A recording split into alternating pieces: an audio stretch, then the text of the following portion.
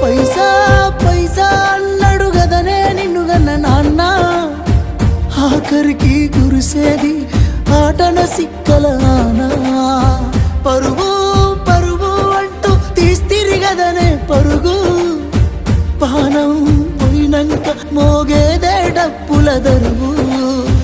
ఉండదనికే హాని పిల్ల పాపాలతోని, హాయిగా బతుకేను వందేళ్ళు.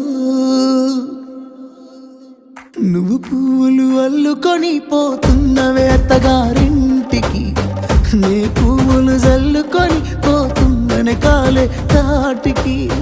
నువ్వు